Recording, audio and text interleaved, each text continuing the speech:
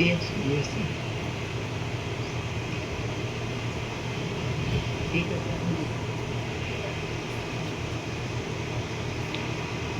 સર્ગ 67મો બ્રહ્મની એકતાનું પ્રતિપાદન.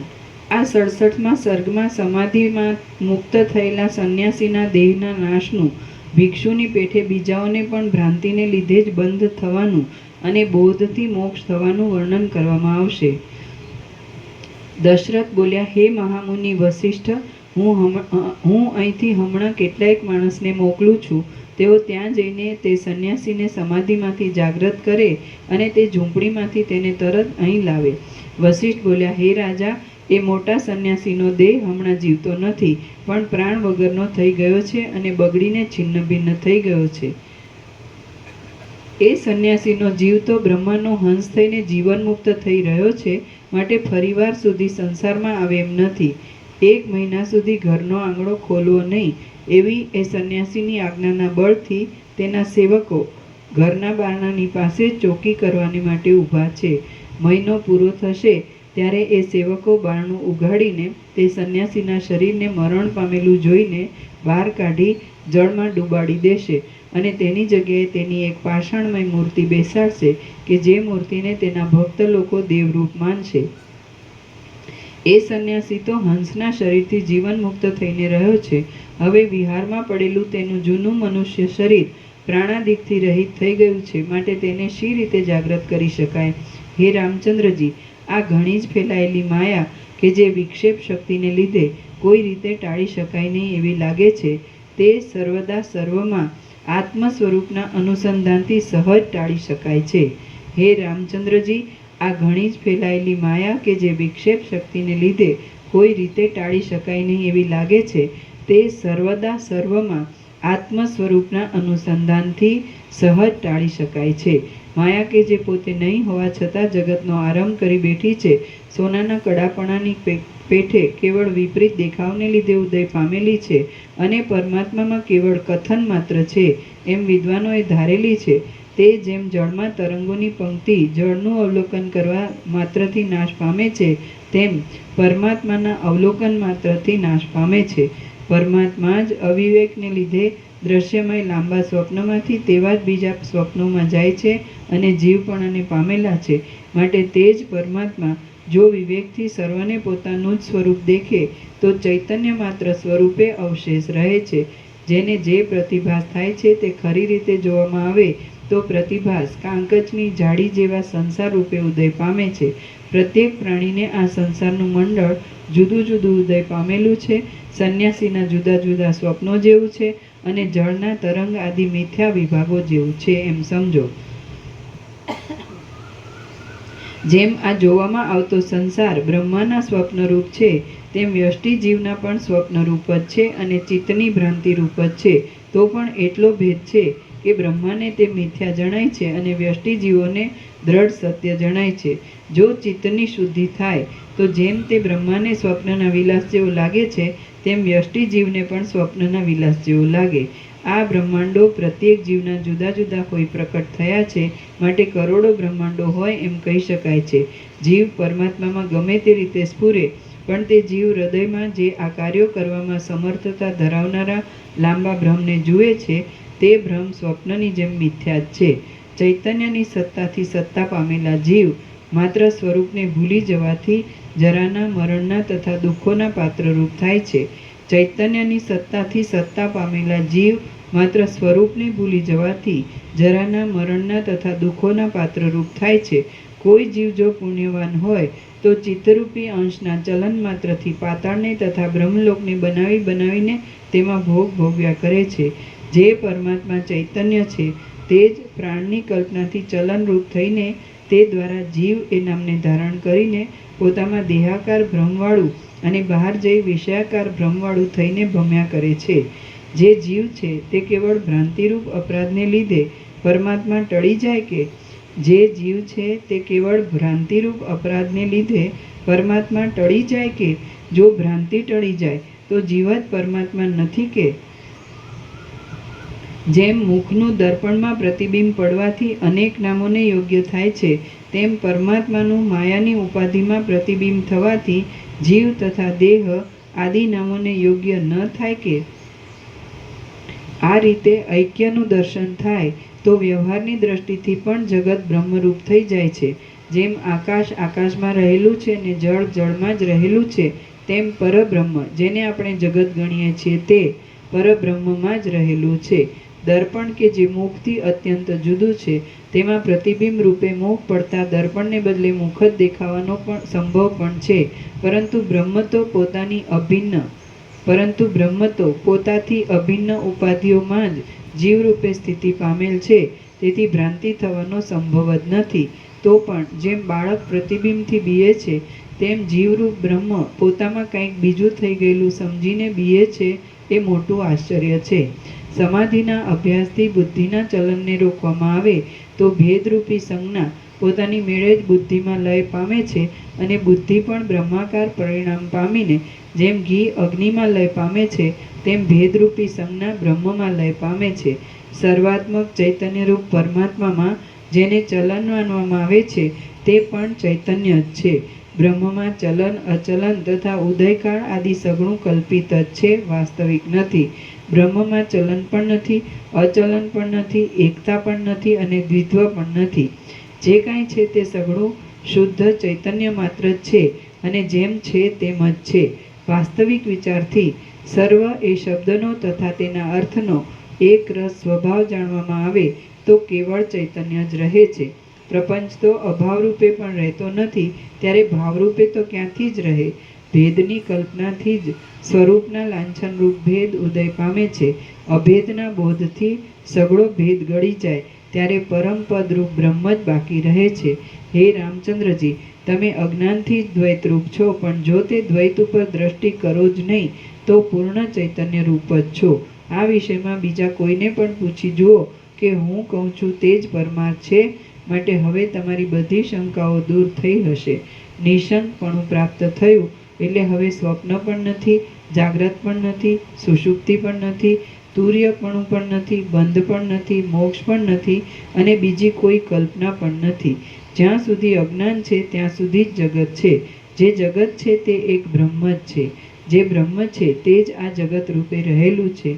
જે અબોધ છે તે મિથ્યા જ છે. જે અબોધ છે તે મિથ્યા જ છે. એટલા માટે હવે દ્રષ્ટા દર્શન કે દ્રશ્ય ક્યાં રહ્યા? જો તમારા સંકલ્પોનો નાશ થયો તો ચિત્તનું તથા પ્રાણ આદિનું ચલન પણ બંધ થાય. તે ચૈતન્ય સંકલ્પોથી રહિત છે. તે ચૈતન્ય ચલનમાં કે અચલનમાં જુદું નથી. ચૈતન્યના અદર્શનથી જ દ્વિત્વ તથા એકત્વ આદિરૂપ સંકલ્પ ઉદય પામ્યો છે. એ સંકલ્પ ચૈતન્યના દર્શન માત્રથી ગયો તો પછી બ્રહ્મ જ અવશેષ રહે છે. ચૈતન્યરૂપી ચંદ્રબિંબમાં જે સંકલ્પરૂપી કલંક સ્ફુરતું હોય એમ લાગે છે, તે કલંક નથી, પણ ઘાટા ચૈતન્યનું ઘાટું સ્વરૂપ જ છે એમ સમજો. તમે ઘાટા ચૈતન્યના ફેલાયેલા પદમાં જ રહો. તમે પૂર્ણતાથી રહો. સંકલ્પાદિક જે કાંઈ છે તે તમારી સત્તાથી છે, પણ ભિન્ન સત્તાથી નથી. એવી રીતના નિર્દોષ મહાબોધના સારનું અવલંબન કરો કે જેથી સઘળી વસ્તુઓ તમારી સાથે એક રસ થઈ જાય. હે સંકલ્પરૂપ કલંકથી રહિત, હે ચૈતન્યમય ચંદ્રબિંબ રામચંદ્રજી, તમે કે જે ભાવોનો તથા અભાવોનો નાશ કરનારા મહામંગલરૂપ છો, તેમના સ્પર્શથી સઘળા પદાર્થો અમૃતમય થઈ જાય છે. અહો, તમારો મહિમા અપૂર્વ છે. તમે ભાવ તથા અભાવ વગેરેની કલ્પનાને ચૈતન્યમય કરી નાખીને ચૈતન્યના સમ અને ભરપૂર વિલાસની અંદર પરમ સુખથી આરામ લો. હે રામચંદ્રજી, તમે આનંદના સમુદ્રરૂપ છો. ચલન અચલન સંકલ્પ તથા વિકલ્પ આદિ જે કાંઈ ચિત્તની ભ્રાંતિના ભેદરૂપ છે તે સઘળું સર્વાત્મક અને સુખૈક રસ બ્રહ્મ જ છે, અને પૂર્ણ દશા તથા અપૂર્ણ દશા સ્વરૂપ છે એમ સમજો. શ્રી યોગ વાસિષ્ઠ મહારામાયણમાં નિર્વાણ પ્રકરણના પૂર્વાર્ધનો બ્રહ્મૈક્ય પ્રતિપાદન નામનો સર્ગ 67મો સમાપ્ત. સર્ગ 68મો મૌન વિચાર. આ 68મા સર્ગમાં 4 પ્રકારના મૌનનું વર્ણન કરવામાં આવશે, અને તેમાં પણ સુષુપ્ત મૌનનું વિશેષ વર્ણન કરવામાં આવશે. વસિષ્ઠ બોલ્યા, હે રામચંદ્રજી, તમે સંકલ્પરૂપી મળોને ધોઈ નાખી ચિત્તની ચંચળતા દૂર કરીને ગાઢ નિદ્રામાં હો તેમ વાણીનો વ્યાપાર બંધ કરો અને સુષુપ્ત મૌન સેવો અને બ્રહ્મના આશ્રય રહો. વશિષ્ઠ બોલ્યા, હે રામચંદ્રજી, તમે સંકલ્પરૂપી મળોને ધોઈ નાખી ચિત્તની ચંચળતા દૂર કરીને ગાઢ નિદ્રામાં હો તેમ વાણીનો વ્યાપાર બંધ કરો અને સુષુપ્ત મૌન સેવો અને બ્રહ્મના આશ્રય રહો. રામ બોલ્યા, હે મહારાજ, વાક મૌન, ઇન્દ્રિય મૌન અને કાષ્ઠ મૌન એ 3 મૌનને હું જાણું છું, પણ સુષુપ્ત મૌનને જાણતો નથી. માટે આપ સુષુપ્ત મૌનનું લક્ષણ કહો. વશિષ્ઠ બોલ્યા, હે રામચંદ્ર, મુનિવરોએ 2 પ્રકારના મુનિ કહેલા છે, એક કાષ્ઠ તપસ્વી અને બીજો જીવનમુક્ત. આત્મતત્વના જ્ઞાન વગરની અને તેના અનુભવરૂપી રસ વિનાની કૃચ્છ, ચાંદ્રાયણ આદિ શુષ્ક ક્રિયામાં આગ્રહવાળો અને હઠથી ઇન્દ્રિયોના સમૂહને જીતનારો જે મુનિ હોય તે કાષ્ઠ તપસ્વી કહેવાય છે. આ જગતના તત્વને સમજીને આત્માનું અનુસંધાન કરનારો, આત્મામાં જ રહેનારો અને વ્યવહારમાં બીજા તપસ્વી લોકોની પેઠે વર્તતા છતાં પણ અંદર નિરતિશય આનંદથી તૃપ્ત રહેનારો જે પુરુષ હોય તે જીવનમુક્ત મુનિ કહેવાય છે. આ જગતના તત્વને સમજીને આત્માનું અનુસંધાન કરનારો, આત્મામાં જ રહેનારો અને વ્યવહારમાં બીજા તપસ્વી લોકોની પેઠે વર્તતા છતાં પણ અંદર નિરતિશય આનંદથી તૃપ્ત રહેનારો જે પુરુષ હોય તે જીવનમુક્ત મુનિ કહેવાય છે. એ શાંત મહામુનિઓનો ચિત્તના નિશ્ચલ રૂપ જે ભાવ થાય છે તે સુષુપ્ત મૌન એ શબ્દથી કહેવાય છે. નિશ્ચલ.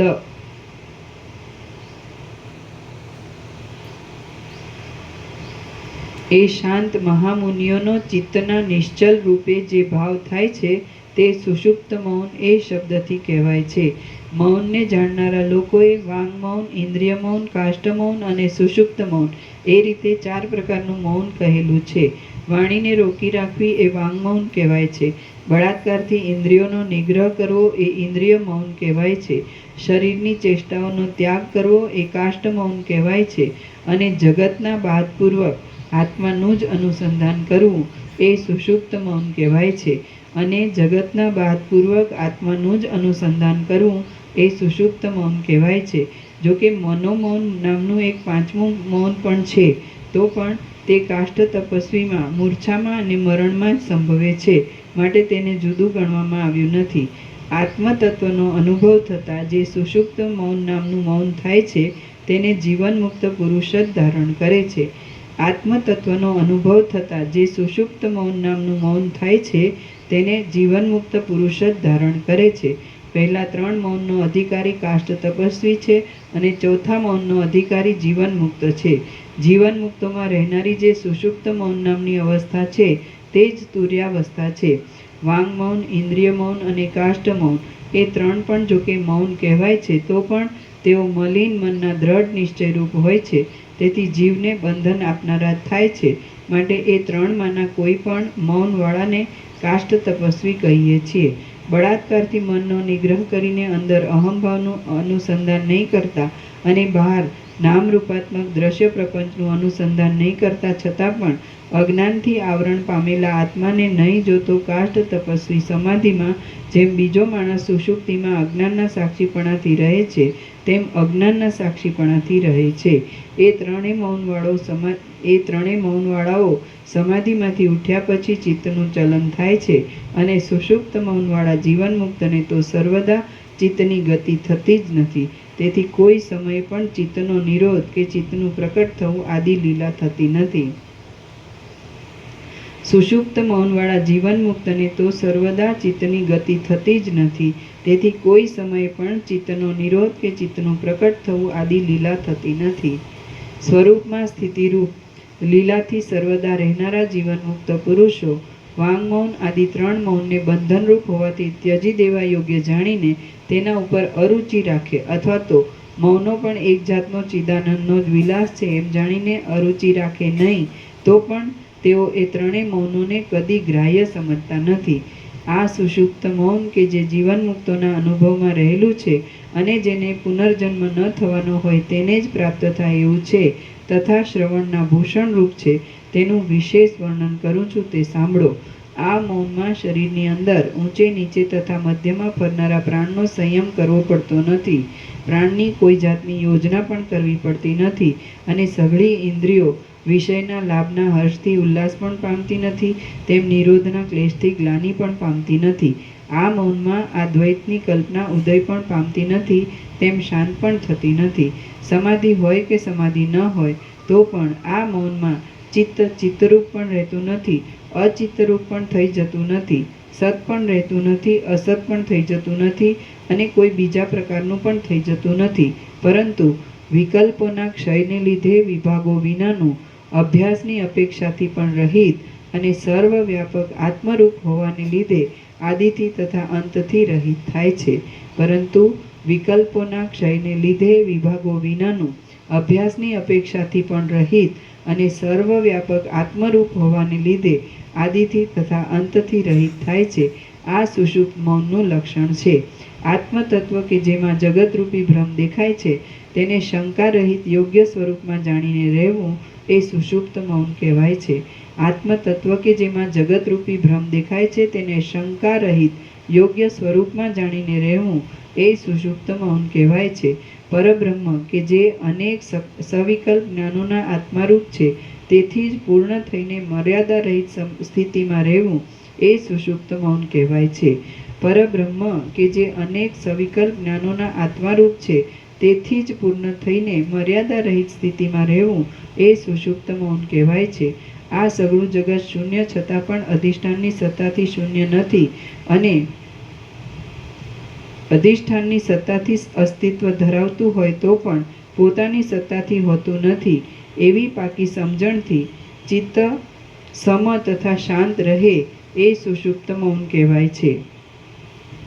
આ સઘળું જગત શૂન્ય છતાં પણ અધિષ્ઠાનની સત્તાથી શૂન્ય નથી અને અધિષ્ઠાનની સત્તાથી અસ્તિત્વ ધરાવતું હોય તો પણ પોતાની સત્તાથી હોતું નથી એવી પાકી સમજણથી ચિત્ત સમ તથા શાંત રહે એ સુષુપ્ત મૌન કહેવાય છે. જે સ્થિતિમાં સઘળું જગત સત પણ નથી, અસત પણ નથી, પોતાની સત્તાથી શૂન્ય છે તથા નિરાધાર છે અને અધિષ્ઠાન રૂપે જોતા શાંતિ માત્ર છે તથા જ્ઞાન માત્ર છે એવી પાકી સમજણ રહે તે સ્થિતિ સુષુપ્ત મૌન છે. જે સ્થિતિમાં સઘળું જગત સત પણ નથી, અસત પણ નથી, પોતાની સત્તાથી શૂન્ય છે તથા નિરાધાર છે અને અધિષ્ઠાન રૂપે જોતા શાંતિ માત્ર છે તથા જ્ઞાન માત્ર છે એવી પાકી સમજણ રહે તે સ્થિતિ સુષુપ્ત મૌન છે.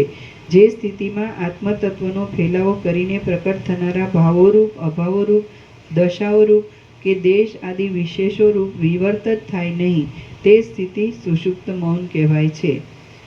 જે સ્થિતિમાં આત્મતત્વનો ફેલાવો કરીને પ્રકટ થનારા ભાવોરૂપ, અભાવોરૂપ, દશાઓરૂપ કે દેશ આદિ વિશેષોરૂપ વિવર્ત જ થાય નહીં તે સ્થિતિ સુષુપ્ત મૌન કહેવાય છે.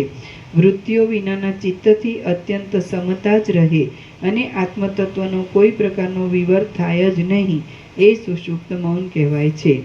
વૃત્તિઓ વિનાના ચિત્તથી અત્યંત સમતા જ રહે અને આત્મતત્વનો કોઈ પ્રકારનો વિવર્ત થાય જ નહીં એ સુષુપ્ત મૌન કહેવાય છે. હું પણ નથી, બીજા પણ નથી, મન પણ નથી અને કલ્પનાઓ પણ નથી, પણ જે કાંઈ છે તે વિષય રહિત જ્ઞાન માત્ર જ છે એવા પ્રકારની જે એકધારી સમજણ તે સુષુપ્ત મૌન કહેવાય છે. હું પણ નથી, બીજા પણ નથી, મન પણ નથી અને કલ્પનાઓ પણ નથી, પણ જે કાંઈ છે તે વિષય રહિત જ્ઞાન માત્ર જ છે એવા પ્રકારની જે એકધારી સમજણ તે સુષુપ્ત મૌન કહેવાય છે. જેમાં આ જગતની અંદરના સઘળા શબ્દોનો તથા સઘળા અર્થોનો એક રસ થઈ જાય છે એવું જે સત્તા સામાન્ય છે તે હું છું એવી જે અખંડ સમજણ તે સુષુપ્ત મૌન કહેવાય છે. જેમાં આ જગતની અંદરના સઘળા શબ્દોનો તથા સઘળા અર્થોનો એક રસ થઈ જાય છે એવું જે સત્તા સામાન્ય છે તે હું છું એવી જે અખંડ સમજણ તે સુષુપ્ત મૌન કહેવાય છે.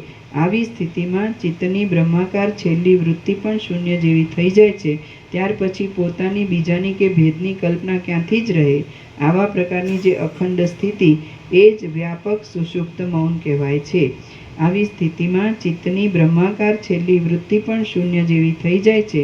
ત્યાર પછી પોતાની, બીજાની કે ભેદની કલ્પના ક્યાંથી જ રહે. આવા પ્રકારની જે અખંડ સ્થિતિ એ જ વ્યાપક સુષુપ્ત મૌન કહેવાય છે. આ બોધવાળું સુષુપ્ત મૌન અવિદ્યાના બાદથી તુર્યાવસ્થા કહેવાય છે અને અવિદ્યાનો બાદ કરનારી વૃત્તિઓના બાદથી તુર્યાતીત પણ કહેવાય છે. આ બોધવાળું સુષુપ્ત મૌન અવિદ્યાના બાદથી તુર્યાવસ્થા કહેવાય છે અને અવિદ્યાનો બાદ કરનારી વૃત્તિઓના બાદથી તુર્યાતીત પણ કહેવાય છે. એમ સ્વચ્છ રીતે સમજો. સુષુપ્તિ સમાધિ, તુર્ય સમાધિ અને તુર્યાતીત સમાધિ કે જેઓ જ્ઞાનની 7 ભૂમિકાઓમાં 5મી, 6ઠ્ઠી તથા 7મી ભૂમિકાઓ રૂપ છે, તેઓ જીવન મુક્તને અનુક્રમે જાગ્રતમાં તથા સ્વપ્નમાં પણ થાય છે.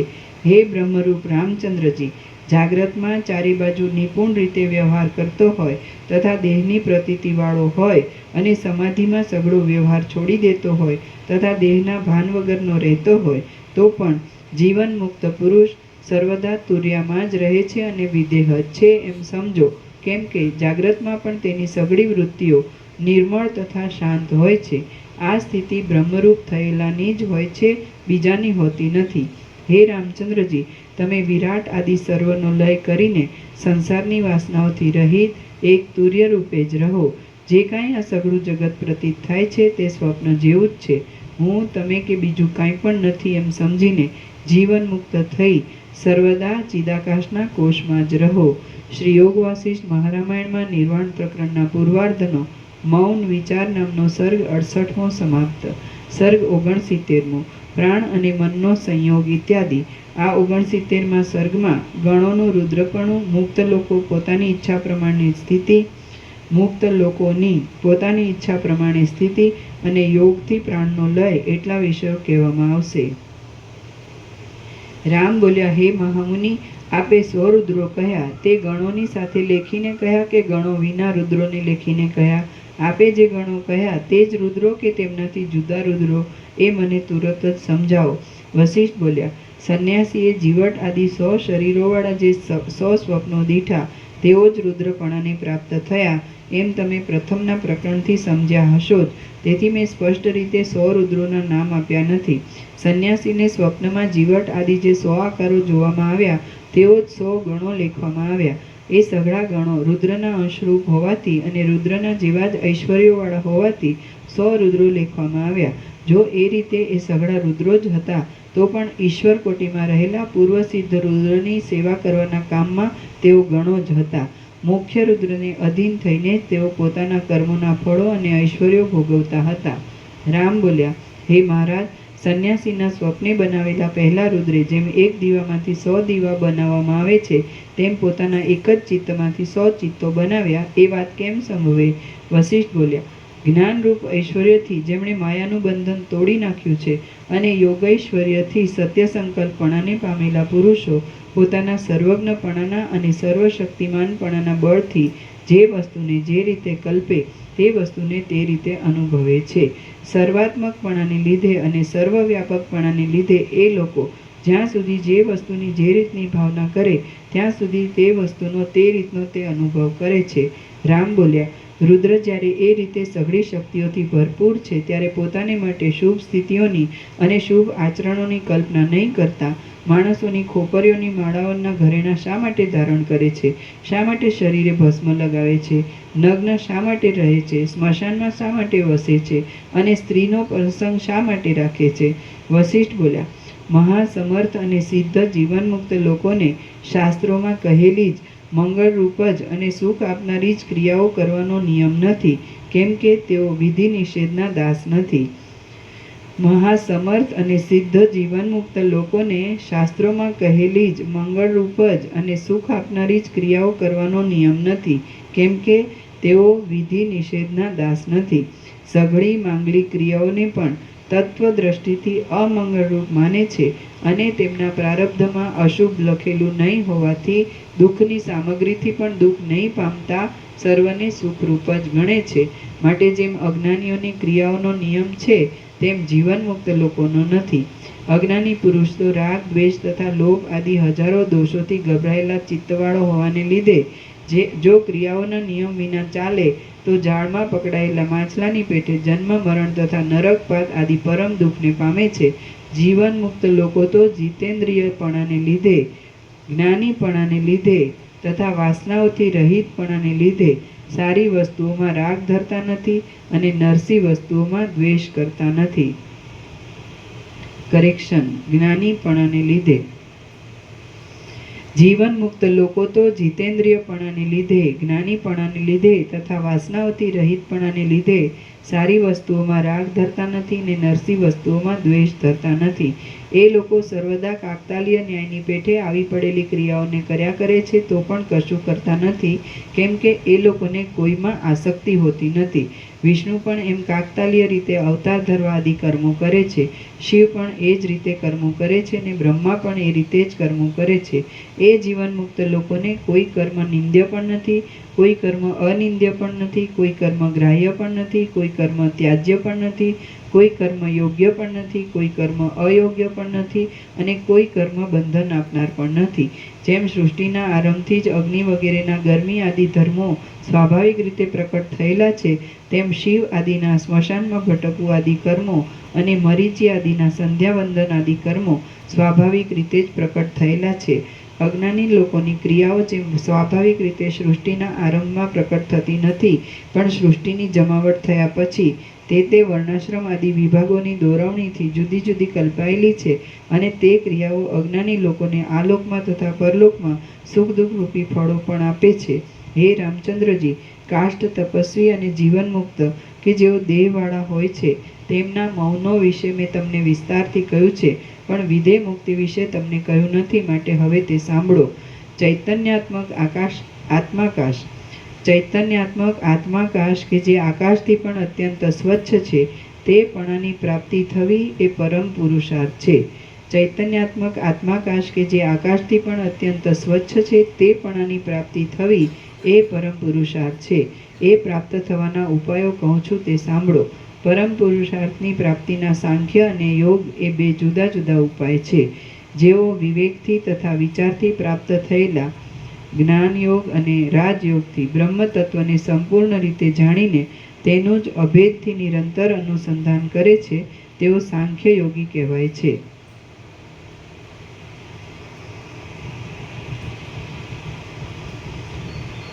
જેઓ હઠયોગથી પ્રાણ આદિ પવનોને શાંત કરીને નિર્દોષ અને આદિ તથા અંતથી રહિત પરમપદને પામ્યા છે, તેઓ યોગ યોગી કહેવાય છે.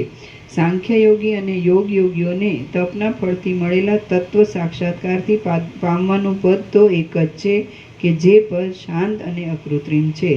સાંખ્ય યોગી અને યોગ યોગીઓને તપના ફળથી મળેલા તત્વ સાક્ષાત્કારથી પામવાનું પદ તો એક જ છે કે જે પદ શાંત છે અને અકૃત્રિમ છે. કેટલાયક મહાત્માઓ સાંખ્યથી એ પદને પામીને જીવન મુક્ત થયા છે અને કેટલાયક મહાત્માઓ યોગથી એ પદ પામીને જીવન મુક્ત થયેલા છે. જે પુરુષ સાંખ્ય અને યોગ બંનેથી એક જ પ્રકારનું ફળ મળે છે એમ જાણે તેને વિચક્ષણ સમજો. જે પદને સાંખ્ય યોગીઓ પામે છે તે જ પદને યોગીઓ પામે છે. જે સ્થિતિમાં પ્રાણની કે મનની વૃત્તિનો પત્તો જ મળતો નથી અને વાસનારૂપી જાળ નાશ પામે છે તે સ્થિતિને પરમપદ સમજો. જે સ્થિતિમાં પ્રાણની કે મનની વૃત્તિનો પત્તો જ મળતો નથી અને વાસનારૂપી જાળ નાશ પામે છે તે સ્થિતિને પરમપદ સમજો. વાસનાઓનો જે સમુદાય છે તે જ ચિત્ત છે એમ વિદ્વાનો કહે છે અને એ ચિત્ત જ સંસારનું કારણ છે. એ ચિત્ત સાંખ્યથી અથવા યોગથી લય પામીને ઇન્દ્રિયોના તથા પ્રાણ વગેરેના વ્યાપારરૂપ સંસારનું કારણ રહેતું નથી. જેમ બાળક વેતાલને જુએ છે તેમ ચિત્ત દેહને દેખે છે. એ ચિત્ત પોતે જ પોતાનો લય કરી નાખે તો પછી દેહને જોતું નથી. દેહમાં અહમતાનું દર્શન થયા પછી જ સઘળો સંસાર થાય છે અને એ અહમતાના દર્શનનું મૂળ મન છે, માટે મનની શાંતિ થાય તો સઘળા સંસારની શાંતિ થઈ જાય છે. આત્મતત્વના અદર્શનને લીધે જ મિથ્યા મન ઉદય પામેલું છે અને જેમ સ્વપ્નમાં પોતાનું મરણ જોવામાં આવતું હોવા છતાં પણ ખોટું જ છે, તેમ મન જોવામાં આવતું હોવા છતાં પણ ખોટું જ છે. મન મુદ્દલ છે જ નહીં, જે પોતે મુદ્દલ છે જ નહીં એવા મનથી સંસાર ઉત્પન્ન થયો છે, માટે અહમતા ક્યાં છે, મમતા ક્યાં છે, સંસાર ક્યાં છે, શિષ્ય ક્યાં છે, ઉપદેશ ક્યાં છે, ગુરુ ક્યાં છે, બંધ ક્યાં છે અને મોક્ષ પણ ક્યાં છે? કશું નથી. એક આત્મતત્વ જ શ્રવણ મનનાદિકથી અનુસંધાન, એક આત્મતત્વનું જ શ્રવણ મનનાદિકથી એક આત્મતત્વનું જ શ્રવણ મનનાદિકથી અનુસંધાન, પ્રાણોના લય અને મનનો નિગ્રહ એ ત્રણ મોક્ષના જુદા જુદા ઉપાયો છે. એક આત્મતત્વનું જ શ્રવણ મનનાદિકથી અનુસંધાન, પ્રાણોના લય અને મનનો નિગ્રહ એ 3 મોક્ષના જુદા જુદા ઉપાયો છે. રામ બોલ્યા, હે મહારાજ, જો પ્રાણનો લય પણ મોક્ષનું કારણ હોય તો હું ધારું છું કે સઘળા જીવો મરણ પામે કે તુરત મુક્ત જ થાય છે. વશિષ્ઠ બોલ્યા, એ ત્રણેય ઉપાયો મનના નાશ દ્વારા જ મોક્ષના કારણરૂપ થાય છે. 3 ઉપાયોમાં મનની શાંતિ જ મુખ્ય સાધ્ય છે એમ સમજો. મરણમાં મનનો કે પ્રાણનો નાશ થતો નથી, પણ મન અને પ્રાણ એક દેહને છોડીને બીજા દેહમાં જાય છે. જો મનનો નાશ થાય તો મોક્ષ પ્રાપ્ત થયેલો જ સમજો. મરણમાં શરીર જ્યારે શબ્દાદિકથી રહિત થાય છે ત્યારે પ્રાણ શરીરને છોડી દઈને ભવિષ્ય દેહની વાસનાને લઈને બહારના આકાશમાં ભવિષ્ય દેહના આરંભને અનુકૂળ થયેલી 5 ભૂતોની તન્માત્રાઓની સાથે સમાગમ પામે છે. તે જીવોની વાસનાઓ રૂપ તે તન્માત્રાઓ પણ તેવી જ વાસનાઓથી ભરેલા મનથી જોડાઈને પ્રાણોની સાથે સંબંધ ધારણ કરે છે, પણ બીજા પ્રાણોની સાથે સંબંધ રાખતી નથી. વાસનાવાળા જ પ્રાણો બીજા દેહમાં ઉત્પન્ન થાય છે અને પૂર્વ દેહને ત્યજી દે છે. એ પ્રાણો તો બીજા દેહના હૃદયાકાશની સાથે અને તેની અંદર રહેલા વાયુઓની સાથે જોડાય છે. જેમ ડોલરના પુષ્પોની ગંધ તલમાં પેસતા તેની અંદર રહેલા તેલની સાથે તેનો સંબંધ થાય છે અને તેની સાથે ઘાણીમાં પીલાય છે, તેમ પ્રાણો બીજા દેહમાં પેસતા તેની અંદર રહેલા આકાશની અને વાયુઓની સાથે જોડાઈને સંસારના દુઃખો ભોગવે છે. જેમ સમુદ્રમાં ડૂબેલો પાણીથી ભરેલો ઘડો બહારના લોકોના જોવામાં નહીં આવતા છતાં પણ નાશ પામતો નથી, તેમ વાસનાવાળું મન મરણ સમયે જોવામાં નહીં આવતા છતાં પણ નષ્ટ થતું નથી. જેમ કિરણો સૂર્ય વગરના હોતા નથી, તેમ પ્રાણ મન વગરનો હોતો નથી. જેમ તેતર એક ખડને પકડ્યા વિના બીજા ખડને છોડતો નથી, તેમ મન બીજા દેહને પકડ્યા વિના કદી પણ પ્રાણને છોડતું નથી. સુધારો: મન બીજા દેહને પકડ્યા વિના કદી પણ પ્રાણને છોડતું નથી. જ્યાં મન હોય ત્યાં પ્રાણ હોય જ. જ્યારે મન જ્ઞાનના પ્રભાવને લીધે વાસનાઓ વિનાનું થઈને નષ્ટ થાય છે ત્યારે પ્રાણ ચલન વિનાનો થઈ જાય છે અને ત્યારે જ શાંતિ જ અવશેષ રહે છે. જ્ઞાનથી વાસનાઓનો નાશ થતાં મનનો અને પ્રાણનો બંનેનો નાશ થાય છે. જ્ઞાનથી સર્વ પદાર્થોનું અત્યંત મિથ્યાપણું ઉદય પામે છે અને તે મિથ્યાપણાના ઉદયથી વાસનાઓનો નાશ થતાં પ્રાણ અને મન જુદા પડે છે. શાંત થયેલું મન પ્રાણથી જુદું પડે ત્યારે પોતાના નાશથી પરમપદને પ્રાપ્ત થઈને ફરીવાર દેહપણાને દેખતું નથી. જ્ઞાનથી સર્વ પદાર્થોનું અત્યંત મિથ્યાપણું ઉદય પામે છે અને તે મિથ્યાપણાના ઉદયથી વાસનાઓનો નાશ થતાં પ્રાણ અને મન જુદા પડે છે. શાંત થયેલું મન પ્રાણથી જુદું પડે ત્યારે પોતાના નાશથી પરમપદને પ્રાપ્ત થઈને ફરીવાર દેહપણાને દેખતું નથી. જે વાસના છે તે જ મન કહેવાય છે. જે ચિત્ત છે તે વાસના માત્ર જ છે, માટે વાસનાનો અભાવ થતાં પરમપદરૂપ થઈ જાય છે. વાસના સહિત સર્વનો બાદ કરીને જ્ઞાન આત્મતત્વ જ થઈ જાય છે અને જે આત્મતત્વ છે તે અવિચળ જ્ઞાન રૂપે જ અવશેષ રહે છે એમ વિદ્વાનો કહે છે. હે રામચંદ્રજી, આ સંસાર કે જે રજ્જુમાં થયેલા સર્પના ભ્રમ જેવો છે તેનો એ રીતે વિવેક માત્રથી પોતાની મેળે જ છેડો આવી જાય છે. એક આત્મતત્વનો શ્રવણાદિકથી અભ્યાસ, પ્રાણનો રોધ અને મનનો નાશ, એમાંથી એક સિદ્ધ થતાં બીજા 2 પોતાની મેળે જ સિદ્ધ થઈ જાય છે. જેમ પંખાની ગતિ શાંત થતાં પવન શાંત થઈ જાય છે, તેમ પ્રાણરૂપ વાયુનું ચલન શાંત થતાં મન શાંત થઈ જાય છે. પ્રાણ શરીરનો લય થતાં બહાર આકાશમાં રહેલા વાયુની સાથે મળીને વાયુપણાને પ્રાપ્ત થાય છે અને ત્યાં પોતાના જે દેહની વાસના હોય તે દેહને લગતા વ્યવહારનો જ અનુભવ કરે છે. એક દેહથી છૂટો પડેલો મન સહિત પ્રાણ બહારના આકાશમાં જેવા દેહને જુએ છે તેવા જ સઘળા વ્યવહારનો અનુભવ કરે છે. જેમ વાયુનું ચલન શાંત થતાં ગંધ શાંત થઈ જાય છે, તેમ મનનું ચલન શાંત થતાં પ્રાણવાયુ શાંત થઈ જાય છે. પ્રાણીઓના પ્રાણ અને ચિત્ત સર્વદા એકબીજા વગર ન જ રહે એવા છે. જેમ તેલમાં આવેલી પુષ્પની સુગંધ અને તેલ એ બંને મિશ્ર જ છે, તેમ પ્રાણ અને ચિત્ત પણ મિશ્ર જ છે. જેમ રથ સારથીને ગતિ આપે ને સારથી રથને ગતિ આપે છે, તેમ પ્રાણ મનને સર્વદા ચલન આપે છે ને મન પ્રાણને સર્વદા ચલન આપે છે. જેમ અગ્નિનો અભાવ થતાં ઉષ્ણતા નષ્ટ થઈ જાય છે અને ઉષ્ણતાનો અભાવ થતાં અગ્નિ નષ્ટ થઈ જાય છે, તેમ પ્રાણનો અભાવ થતાં મન નષ્ટ થઈ જાય છે અને મનનો અભાવ થતાં પ્રાણ નષ્ટ થઈ જાય છે. મન અને પ્રાણ પોતે નષ્ટ થઈને મોક્ષ નામનું ઉત્તમ કાર્ય કરી આપે છે. એક આત્મતત્વ જ ઘાટા અભ્યાસથી દ્વૈત વાસનાનો બાદ થતાં મન અત્યંત શાંત થઈ જાય છે અને મન શાંત થતાં પ્રાણનો સ્વભાવ મનમાં એક થવાનો હોવાને લીધે પ્રાણ શાંત થઈ જાય છે. હે રામચંદ્રજી, તમે સતત ચાલુ આત્મતત્વનો વિચાર કરીને મનને આત્મતત્વમય કરી નાખો. મનનો આત્મતત્વમાં લય થાય ત્યારે આત્મતત્વ જ સ્થિર થાય છે. જ્ઞાન અને અજ્ઞાનમાં તમને જે અત્યંત સુખદાયી જણાય તેનો આશ્રય કરો, અથવા અજ્ઞાન અને તેનો બાદ કરનારી બ્રહ્માકાર વૃત્તિ એ બંને નિવૃત્ત થતાં જે ચિન્માત્ર અવશેષ રહે છે તેમાં પ્રાણની ધારણા કરીને સ્થિર થાઓ. જે એક બ્રહ્મ તત્વ છે તેના આકારનો, સ્વરૂપનો સદા વિચાર કરવો અને એમ વિચાર કરતાં કરતાં સાક્ષાત્કાર સુધી પહોંચી જવું, એટલે ત્યાં જતા વિચારો આપોઆપ શાંત થઈ જશે. જેમ દેહ ભોજન લેવાનું બંધ કરતાં પોતાની મેળે જ નાશ પામે છે, તેમ પ્રત્યાહાર કરનારાઓનું ચિત્ત પ્રાણની સાથે પોતાની મેળે જ નાશ પામે છે, ક્ષય પામે છે અને પરબ્રહ્મ રૂપે જ અવશેષ રહે છે. જેમાંથી સઘળા આકારો, વિશેષો શાંત થઈ ગયા હોય એવું ચિત્ત જેમાં એકાગ્ર થાય તે રૂપ જ ક્ષણ માત્રમાં બની જાય છે. લાંબા કાળ સુધી કરવામાં આવેલા અભ્યાસનો સ્વભાવ જ એવો છે. અવિદ્યાવાળું દ્વૈત મુદ્દલ છે જ નહીં અને તત્વજ્ઞાનથી જ પરમપદની પ્રાપ્તિ થાય છે. અવિદ્યાવાળું દ્વૈત મુદ્દલ છે જ નહીં અને તત્વજ્ઞાનથી જ પરમપદની પ્રાપ્તિ થાય છે એમ યુક્તિપૂર્વક સમજીને પછી ધ્યાન આદિથી જ્ઞાનનો જ અભ્યાસ કરવો.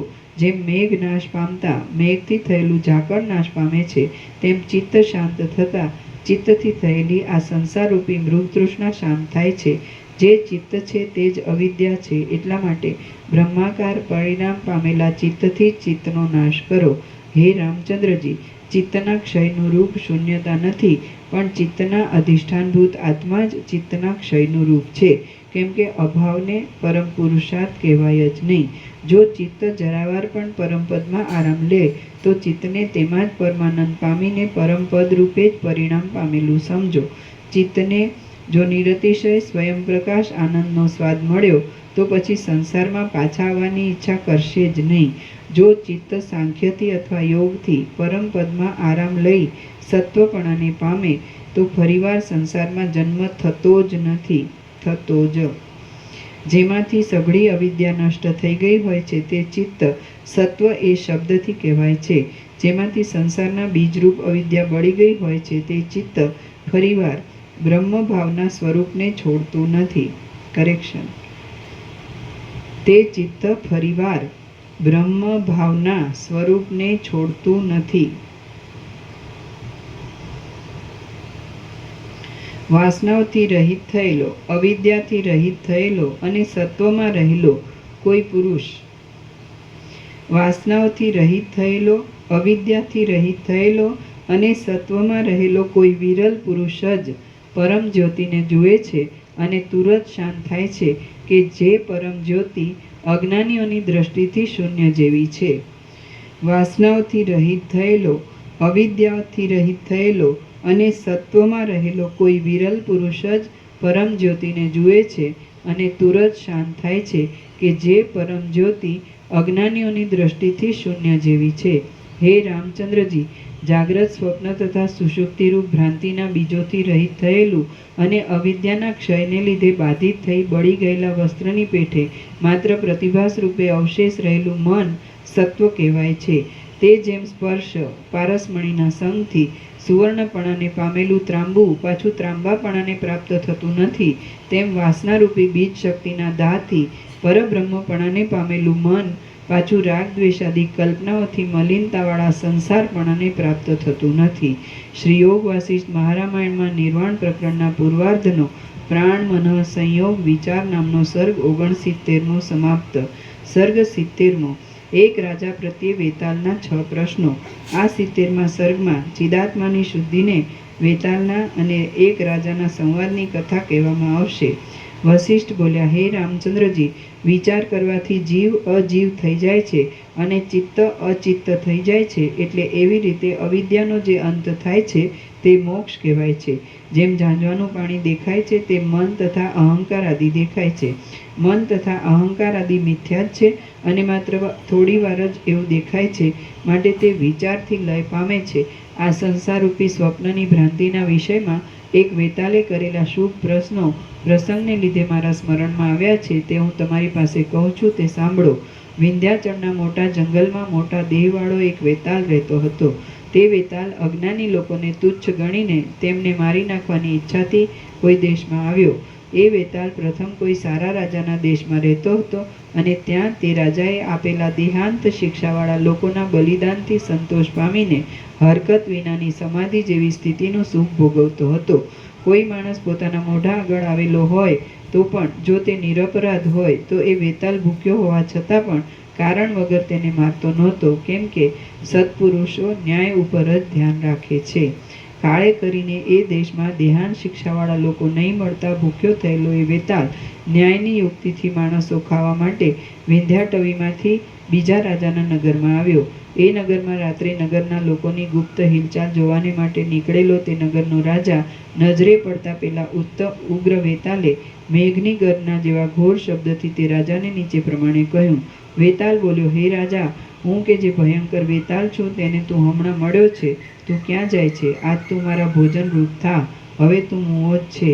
રાજા બોલ્યો, હે રાક્ષસ, તું અન્યાય કરીને બળાત્કારથી મને ખાઈ જશે તો તારું માથું 1000 ટુકડા થઈને ફાટી પડશે, એમાં કશો સંશય નથી.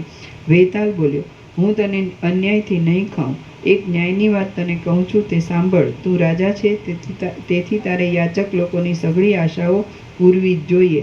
તો તારાથી બને તેવી એક માંગણી હું કરું છું, તે તું પૂરી કર. હું જે પ્રશ્નો કરું તેના યથાર્થ ઉત્તરો તારે આપવા. કયા સૂર્યના કિરણોમાં બ્રહ્માંડો ઝીણા ઝીણા ત્રસરણો રૂપે છે? કયો પવન મોટા મોટા આકાશોની કયા સૂર્યના કિરણોમાં બ્રહ્માંડો ઝીણા ત્રસરેણુઓ રૂપે છે? કયા પવનમાં મોટા મોટા આકાશોની રજો સ્ફુરે છે? સેંકડો વાર અને હજારો વાર સ્વપ્નમાંથી બીજા સ્વપ્નમાં જતો કયો પુરુષ એક પછી એક સ્વપ્નમાંથી પહેલા આવેલા સ્વપ્નને જૂઠું સમજીને બીજું સાચું સમજે ને વળી બીજાને જૂઠું સમજીને તે પછીનાને સાચું સમજે અને છતાં પણ તેઓને પ્રકાશ આપનારા સ્વચ્છ રૂપને તે છોડતો નથી? જેમ કેળના થાંભલાને અંદર જોતા વારંવાર એક પછી બીજું ફળ મળ્યા કરે છે, તેમ જગતની અંદર પણ જોતા વારંવાર એનો એ જ પદાર્થ મળે એવો અણુ સૂક્ષ્મ પદાર્થ કયો છે? પોતાના સૂક્ષ્મપણાને નહીં છોડતા કયા અણુની આગળ બ્રહ્માંડ, આકાશ, પ્રાણીઓનો સમૂહ, સૂર્યમંડળ અને મેરુ એ સર્વ અત્યંત અણુ છે. પરમ અણુપણું ધરાવનારા અને અવયવ વિનાના છતાં પણ સર્વત્ર વ્યાપ્ત રહેનારા કયા પદાર્થના શિલાના ગર્ભ જેવા ઘાટા ગર્ભમાં આ ત્રૈલોક્ય ઘાટી મજ્જારૂપ છે?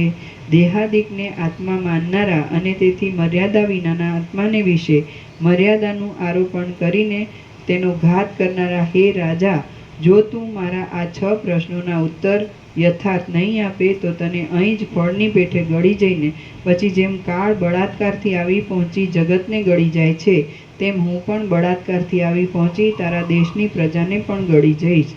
શ્રી યોગ વાસિષ્ઠ મહારામાયણમાં નિર્વાણ પ્રકરણના પૂર્વાર્ધનો વેતાલ પ્રશ્ન નામનો સર્ગ 70મો સમાપ્ત. સર્ગ 71મો. વેતાલના પ્રથમ પ્રશ્નનો ઉત્તર. આ 71મા સર્ગમાં બ્રહ્માંડ વગેરેની ફળપણાની તથા વૃક્ષપણા આદિની કલ્પનાઓથી વિસ્તારપૂર્વક વેતાલના પહેલા પ્રશ્નનું સમાધાન કરવામાં આવશે. વસિષ્ઠ બોલ્યા, હે રામચંદ્રજી, એ પ્રમાણે વેતાલના વચન સાંભળીને પ્રશ્નોના ઉત્તરો આપવા માટે હસીને દાંતના કિરણોથી પોતાના વસ્ત્રોને ધોળા કરી દેતો તે રાજા નીચે પ્રમાણે બોલ્યો. રાજા બોલ્યો, હે વેતાલ, બ્રહ્માંડ નામનું એક ફળ છે જે માયા રહેતા સુધી જૂનું થતું નથી. તેને એકાએક કરતાં 10 ગણા વધારે 5 મહાભૂત, મહાતત્વ અને પ્રકૃતિની છાલો છે, જેમાં એવા હજારો ફળો રહેલા છે.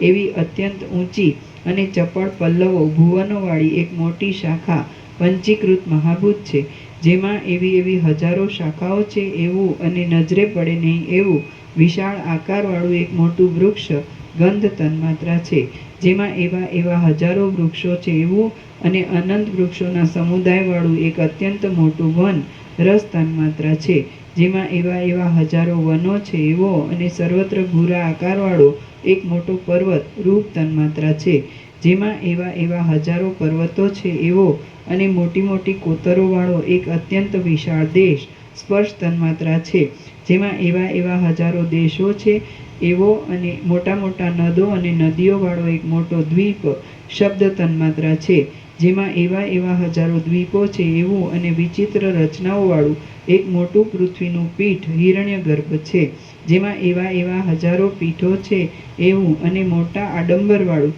એક અતિ વિશાળ ભુવન, ભૂત અને ભવિષ્ય એ અનંત હિરણ્યગર્ભોવાળી તન્માત્રાઓનો સમૂહ છે, જેમાં એવા એવા હજારો ભુવનો છે એવું આકાશના પીઠના જેવું પ્રચંડ એક મોટું અંડ કલ્પોના કાળોનો સમૂહ છે, જેમાં એવા એવા અંડોરૂપી હજારો કરંડિયાઓ છે એવો એક ગતિ વિનાનો અને ઘણા જળવાળો સમુદ્ર મહાબ્રહ્મા છે, જેમાં એવા એવા લાખો સમુદ્રો ઝીણા તરંગ જેવા લાગે છે એવો એક પોતાના વિલાસોથી ભરપૂર મહાસાગર મહાવિષ્ણુ છે, એવા એવા હજારો મહાસાગરો જેના ગર્ભમાં સમાઈ ગયા છે એવો એક અત્યંત ઊંચો અને ભરપૂર આકારવાળો કોઈ પુરુષ મહારુદ્ર છે, એવા એવા લાખો પુરુષો જેના હૃદયમાં સમાયેલા છે એવો એક સઘળી સત્તાઓમાં પ્રધાન પરમ પુરુષ શબલ બ્રહ્મ છે, એવા એવા હજારો મહાપુરુષો જેના મંડળમાં રૂવાંટાના સમૂહોની પેઠે સ્ફુરે છે એવો એક મોટો સૂર્ય પરમાત્મા છે.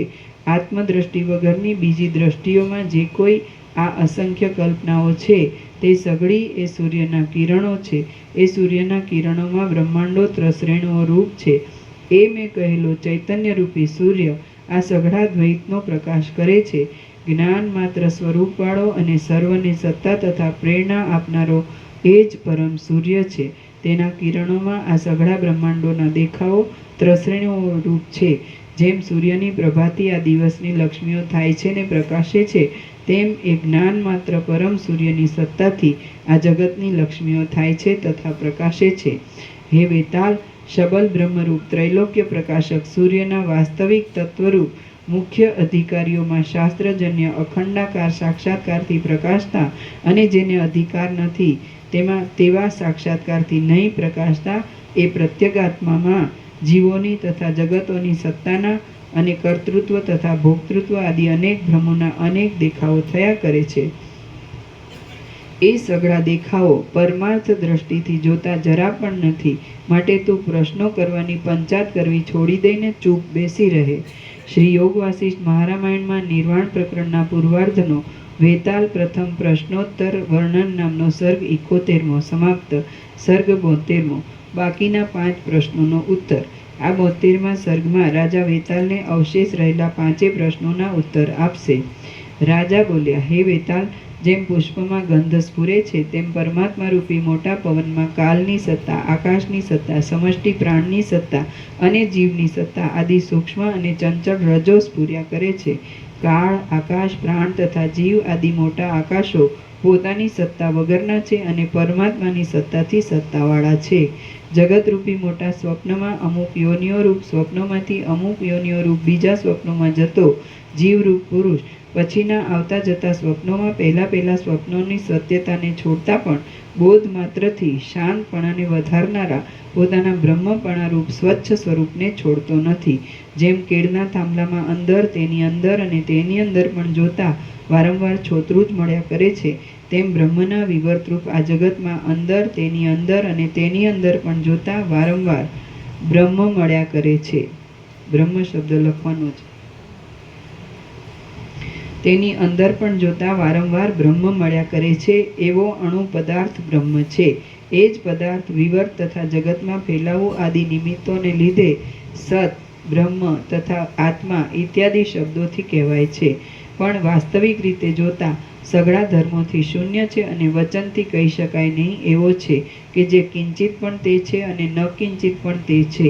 વસ્ત્રની સત્તા તંતુની સત્તામાં, તંતુની સત્તા કપાસની સત્તામાં, કપાસની સત્તા કપાસના ફળની સત્તામાં, ફળની સત્તા છોડની સત્તામાં, છોડની સત્તા બીજની સત્તામાં અને બીજની સત્તા માટી તથા જળ વગેરેની સત્તામાં ઇત્યાદિ ક્રમથી જે સત્તા ધારવામાં આવે છે તે સત્તા તે અનુભવોએ બનાવેલા આકારોને ત્યજીને જેમ કેળનો સ્તંભ છોતરામાં પૂરો થાય છે, તેમ ચિન્માત્રમાં પર્યાવસાન સમાપ્તિ પામે છે.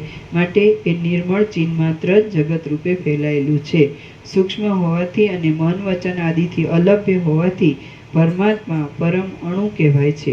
પોતાના પરમ અણુપણાને અતિ સૂક્ષ્મપણાને નહીં છોડતા એ પરમાત્માની આગળ બ્રહ્માંડ, આકાશ, પ્રાણીઓનો સમૂહ, સૂર્યમંડળ અને મેરુ એ પણ અત્યંત અણુ છે. કેમ કે અનંતપણાને લીધે એ પરમાત્મા જ પોતે બ્રહ્માંડ તથા આકાશ આદિનું મૂળ કારણ છે. આ જગત આદિ કે જે મર્યાદાવાળું હોવાથી સ્વપ્નના જગતની પેઠે તુચ્છ છે, તે અણુ છતાં પણ અત્યંત અનંતપણું ધરાવનારા પરમાત્માની આગળ પરમાણુની જેમ જણાય છે. જ્ઞાન માત્ર આત્મા કે જે ચક્ષુ આદિથી અલભ્ય હોવાને લીધે પરમ અણુ છે, સર્વને ભરપૂર કરનાર હોવાને લીધે મોટા પર્વત સમાન છે અને અધ્યારોપની દ્રષ્ટિથી સર્વ જગતરૂપી અવયવોવાળા હોવા છતાં પણ અપવાદની દ્રષ્ટિથી નિરવયવ છે. તેના શિલાના ગર્ભ જેવા ઘાટા ગર્ભમાં આ ત્રૈલોક્ય ઘાટી મજ્જારૂપ છે. હે વેતાલ, આ સઘળું બ્રહ્માંડ એ જ્ઞાન માત્ર પરમાત્માની અંદર મજ્જારૂપ છે એમ સમજ. હે મૂર્ખ વેતાલ, ઘણા જગતો જ્ઞાન માત્ર બ્રહ્મમાં કલ્પનાથી જ બેઠેલા છે. બ્રહ્મપદ કે જે શાંત છે, વાસ્તવિક રીતે સુકુમાર છે અને મર્યાદા વગરનું છે, તેમાં તારા જેવાઓની તો ચાંચ પણ ખૂંચે એમ નથી. એટલા માટે તું મારા વચનને અનુસરીને તેનો અનુભવ કર અને અભિમાનને ત્યજીને બેસી રહે. શ્રી યોગ વાસિષ્ઠ મહારામાયણમાં નિર્વાણ પ્રકરણના પૂર્વાર્ધનો વેતાલ પ્રશ્નોત્તર વર્ણન નામનો સર્ગ 72મો સમાપ્ત. ઓમ ઓમ ઓમ. પ્રસાદ આપી દો.